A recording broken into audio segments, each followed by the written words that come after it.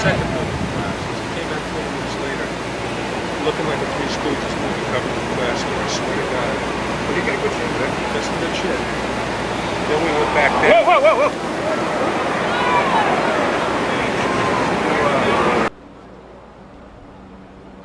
Yeah, Al Jones just saw building number 7 go down at the World Trade Center. It's collapsed out. Hey, you know, we've seen so much today with the collapse of number 1 and number 2.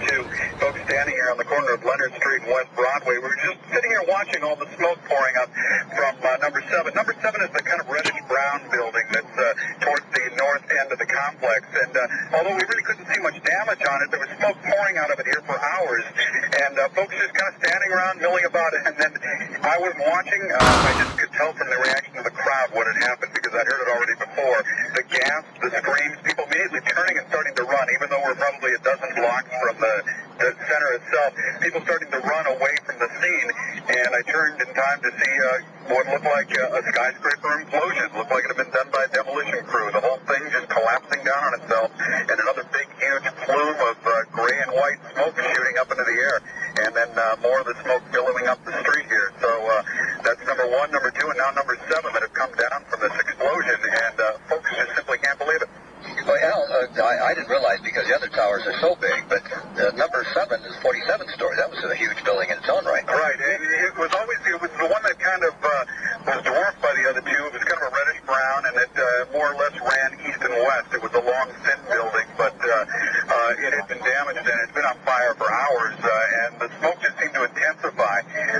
But we really couldn't see a lot of damage from this angle, from the north side of the structures.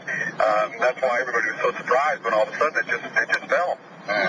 Now, the other thing, too, I presume it had been burning for some time. As you indicated, there was nobody inside, and right, we hope no danger to anybody when it went down. Well, that's the thing is that when number 2 went down, I don't think, and I know I'll put myself in that group, I never thought these things would fall down. I mean, we were watching them.